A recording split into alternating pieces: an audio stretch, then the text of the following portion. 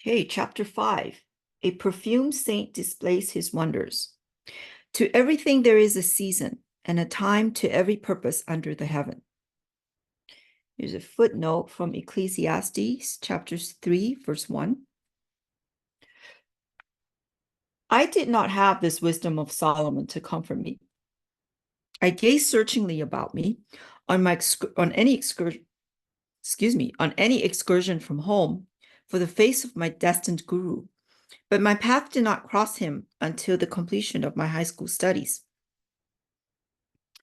2 years elapsed between my flight with Amar toward the Himalayas and the great day of Sri Yukteswar's arrival into my life. During that interim, I met a number of sages, the perfumed saint, the Tiger Swami, Nagandra Nath Baduri, Master Mahasaya, and the famous Bengali scientist Jagadish Chandra Bose.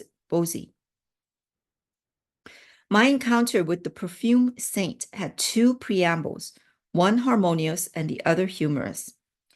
God is simple. Everything else is complex. Do not seek absolute values in the relative world of nature.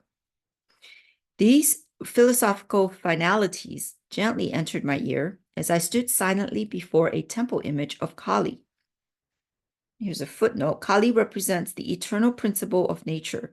She is traditionally pictured as a four-armed woman standing on the recumbent form of the god Shiva or the infinite, because the activities of nature or the phenomenal world spring from the latent spirit. The four arms symbolize cardinal attributes, two beneficent, two destructive, the essential duality of matter or creation. These philosophical finalities, I read that already. Okay, these philosophical finalities gently entered my ear as I stood silently before a temple image of Kali. Turning, I confronted a tall man whose garb, or lack of it, revealed him a wandering sadhu. You have indeed penetrated the bewilderment of my thoughts, I smiled gratefully. The confusion of benign and terrible aspects of nature, as symbolized by Kali, has puzzled wiser heads than mine. Few there be who solve her mystery. Good and evil is the challenging riddle which life places sphinx-like before every intelligence.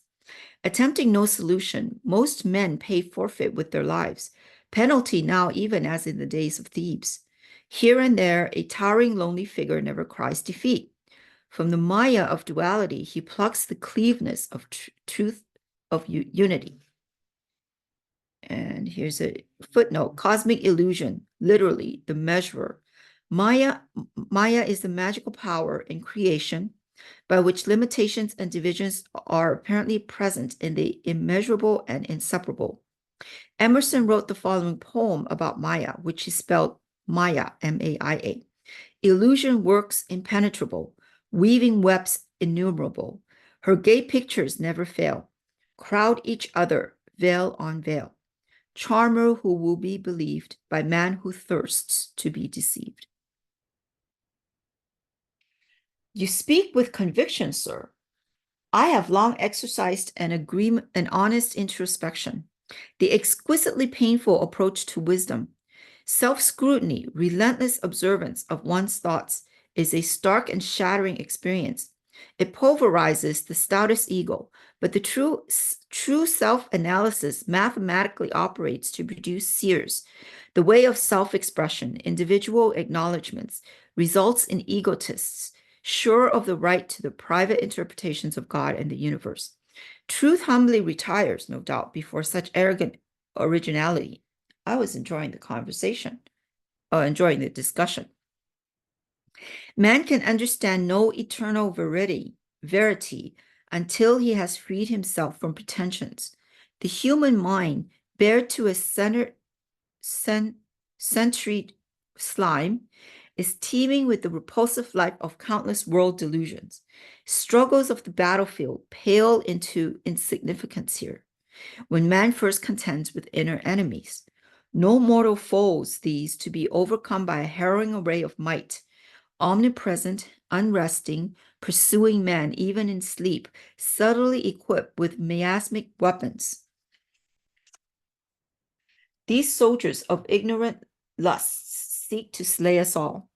Thoughtless is the man who buries his ideals, surrendering to the common fate. May he seem other than impotent. May he seem other than impotent, wooden, ignominious. Respected sir, have you no sympathy for the bewildered masses? The sage was silent for a moment, then answered obliquely. To love both the invisible God, repository of all virtues, and visible man, apparently possessed of none, is often baffling, but ingenuity is equal to the maze. Inner research soon exposes a unity of all human minds, the stalwart kinship of selfish motive. In one sense, at least, the brotherhood of man stands revealed, and aghast humility follows this leveling discovery. It ripens into compassion for one's fellows, blind to the healing potencies of the soul, awaiting exploration. The saints of every age, sir, have felt like yourself for the sorrows of the world. Only the shallow man possesses responsiveness to the woes of others' lives. Only the shallow man loses responsiveness to the woes of others' lives as he sinks into narrow suffering of his own. The sadhu's austere face was noticeably softened. The one who practices a scalpel self-dissection will know an expansion of universal pity. Release is given him from the deafening demands of his ego. The love of God flowers on such soil. The creature finally turns to his creator, if for no other reason than to ask in anguish, why, Lord, why? Why ignoble whips of pain, by ignoble whips of pain, man is driven at last into the infinite presence, whose beauty alone should allure him. The sage and I were present in the Calcutta Kalighat temple, whither I had gone to view its famed magnificence. With a sweeping gesture, my chance companion dismissed the ornate dignity. Bricks and mortar sing us no audible tune. The heart opens only to the human chant of being. We strolled to the inviting sunshine at the entrance, where throngs of devotees were passing to and fro. You were young. The sage surveyed me thoughtfully. India, too, is young. The ancient rishis laid down ineradicable patterns of spiritual living. Here's a footnote on the rishis, literally seers.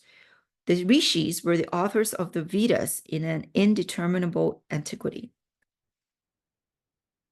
The hoary dictums suffice for this day and land. Not outmoded, not unsophisticated against the guise of materialism, the disciplinary precepts mold India still. By millenniums, more than embarrassed scholars care to compute. The skeptic time has validated Vedic worth. Take it for your heritage. As I was reverently bidding farewell to the eloquent sadhu, he revealed a clairvoyant perception. After you leave here today, an unusual experience will come your way. I quitted the temple precincts and wandered along aimlessly. Turning a corner, I ran into an old acquaintance, one of those fellows whose conversational powers ignore time and embrace eternity. I shall let you go in a very short while, he promised, if you will tell me all that has happened during the years of our separation. What a paradox! I must leave you now. But he held me by the hand, forcing out tidbits of information. He was like a ravenous wolf, I thought in amusement. The longer I spoke, the more hungrily he sniffed for news. Inwardly, I petitioned the goddess Kali to devise a graceful means of escape. My companion left me abruptly. I sighed with relief and doubled my pace, dreading any relapse into the gurulous fever. Hearing rapid footsteps behind me, I quickened my speed. I dared not look back, but with a bound, the youth rejoined me, jovially clasping my shoulder. I forgot to tell you of Ganda Baba, perfumed saint, who is gracing yonder house. He pointed to a dwelling a few yards distant. Do meet him. He is interesting. You may have an unusual experience. Goodbye. And he actually left me. The similarly worded prediction of the sadhu of Kalighat temples flashed to my mind. Intrigued, I entered the house and was ushered into a commodious parlor. A crowd of people were sitting, orient-wise, here and there on a thick orange-colored carpet. An odd whisper reached my ear. Behold, Ganda Baba on the leopard skin. He can give the natural perfume of any flower to a scentless one, or revive a wilted blossom, or make a person's skin exude delightful fragrance. I looked directly at the saint. His quick gaze rested on mine. He was plump and bearded, with dark skin and large gleaming eyes. Son, I am glad to see you. Say what you want. Would you like some perfume? What for? I thought his remark rather childish. To experience the miraculous way of enjoying perfumes. Harassing God to make odors? What of it? God makes perfume anyway. Yes, but he fashions frail bottles of petals for fresh use and discard. Can you materialize flowers? Yes, but I usually produce perfumes, little friend. Then saint factories will go out of business. I will permit them to keep their trade. My own purpose is to demonstrate the power of God.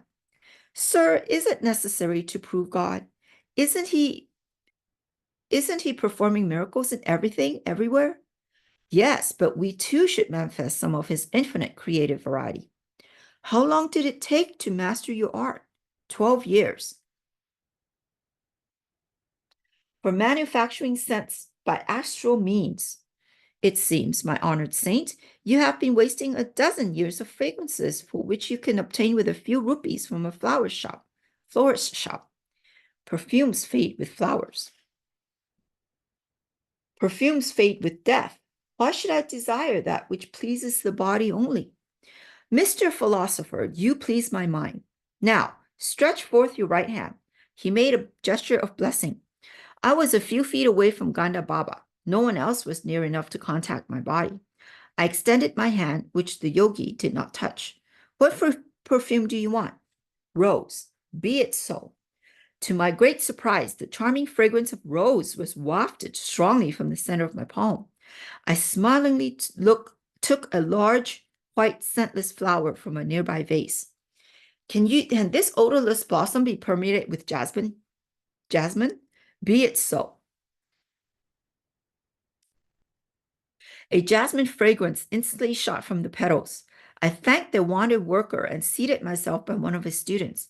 He informed me that Ganda Baba, whose proper name was Vishnu Hananda, had learned many astonishing yoga secrets from the master in Tibet. The Tibetan yogi, I was assured, had attained the age of over 1,000 years. His disciple, Ganda Baba, does not always perform his perfume feats in the simple verbal manner you have just witnessed. The student spoke with obvious pride in his master.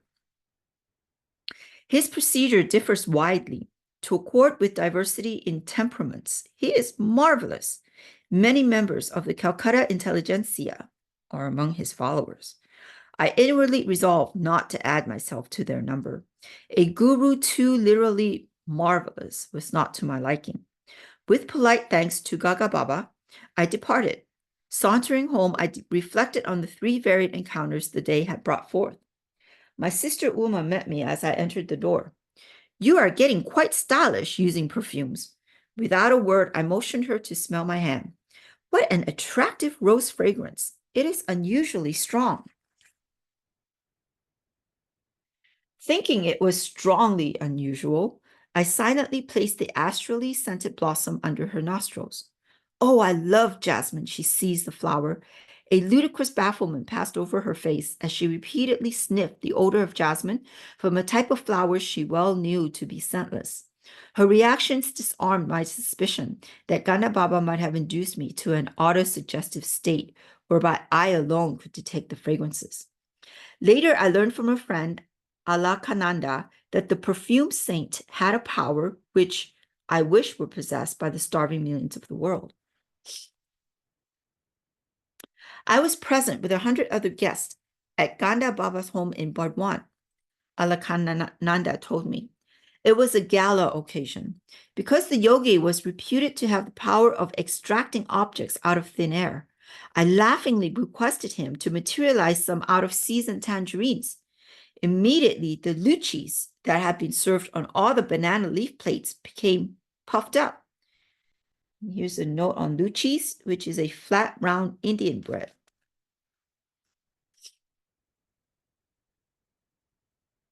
Each of the bread envelopes proved to contain a peeled tangerine. I bit into my own with some trepidation, but found it delicious. Years later, I understood by inner realization how Ganda Baba accomplished his materializations. The method, alas, is beyond the reach of the world's hungry hordes. The different sensory stimuli to which man reacts, tactile, visual, gustatory, auditory, and olfactory, are produced by vibratory variations in electrons and protons. The vibrations in turn are regulated by prana, lifetrons, subtle life forces of finer than atomic energies, intelligently charged with the 5 distinctive sensory idea substances. Ganda Baba, attuning himself with the pranic force by certain yogi practices, was able to guide the lifetrons to rearrange their vibratory structure and to objectify the desired result. His perfume, fruit, and other miracles were actual materializations of mundane vibrations and were not inner sensations hypnotically produced. Hypnotism has been used by physicians in minor operations as a sort of psychical chloroform for persons who might be endangered by an anesthetic. But a hypnotic state is harmful to those often subjected to it. A negative psychological effect ensues that in time deranges the brain cells. Hypnotism is trespass into the territory of another's consciousness. And here's a footnote. Studies in consciousness by Western psychologists are largely confined to investigations of the subconscious mind and of mental diseases that are treated through psychiatry and psychoanalysis. There is little research into the origin and fundamental formation of normal mental states and their emotional volitional expressions, a truly basic subject not neglected in Indian philosophy. Precise classifications are made in the Sankhya and Yoga systems of the various links in normal mental modifications and of the characteristics functions of the buddhi, discriminative intellect, ahamkara, egoistic principle, and manas, mind or sense consciousness. Its temporary phenomena have nothing in common with the miracles performed by men of divine realization. Awake in God, true saints effect changes in this dream world by means of a will harmoniously attuned to the creative cosmic dreamer. Here's a footnote. The universe is represented in every one of its particles. Everything is made of one hidden stuff. The world globes itself in a drop of dew. The true doctrine of omnipresence is that God appears with all his parts in every moss and cobweb. Emerson in Compensation. Wonder workings such as those shown by the perfume saint are spectacular but spiritually useless. Having little purpose beyond entertainment, they are digressions from a serious search for God. Ostentatious display of unusual powers is decried by masters. The Persian mystic Abu Sa'id once laughed at certain fakirs, Muslim ascetics, who were proud of the miraculous powers over water, air, and space. A frog is also at home in the water, Abu Sa'id pointed out in a subtle scorn. The crow and the vulture easily fly in the air. The devil is simultaneously present in the east and in the west. A true man is he who dwells in righteousness among his fellow men, who may buy and sell, yet is never for a single instant grateful, for a single instant forgetful of God. Here's a footnote. To buy and sell, yet never to forget God. The ideal is that hand and heart work harmoniously together. Certain Western writers claim that the Hindu goal is one of mind is one of timid escape, of inactivity, antisocial withdrawal. The fourfold Vedic plan for man's life, however, is a well-balanced one for the masses, allotting half the span to study and household duties, the second half to contemplation and meditational practices. See page 276 note. Solitude is necessary to become established in the self, but masters then return to the world to serve it. Even saints who engage in no outward work bestow, through their thoughts and holy vibrations, more precious benefits on the world than can be given by the most strenuous humanitarian activities of unenlightened men. The great ones, each in his own way and often against bitter opposition, strive selflessly to inspire and uplift their fellows. No Hindu religious or social ideal is merely negative. Ahimsa, non-injury, called virtue entire, Sakolo Dharma in the Mahabharata, is a positive injunction by reason of its conception that one who is not helping others in some way is injuring them. The Bhagavad Gita, chapter 3, verse 4 to 8, maybe, points out that activity is inherent in man's very nature. Sloth is simply wrong activity. No man shall escape from act by shunning action. Nay, and none shall come by mere renouncements unto perfectness. Nay, and no jot of time at any time rests any actionless. His nature's law compels him, even unwilling, into act, for thought is act in fancy. He who, with strong body serving mind, gives up his mortal powers to worthy work, not seeking gain, Arjuna, such a one is honorable. Do thine allotted task. Arnold's translation. On another occasion, the great Persian teacher gave his views on the religious life thus: to lay aside what you have in your head, selfish desires and ambitions, to bestow freely what you have in your hand, and never to flinch from the blows of adversity. Neither the impartial sage at Kaligat temple nor the Tibetan-trained yogi had satisfied my yearning for a guru. My heart needed no tutor for its recognitions and cried a spontaneous bravo the more resoundingly because it was unoften summoned from silence.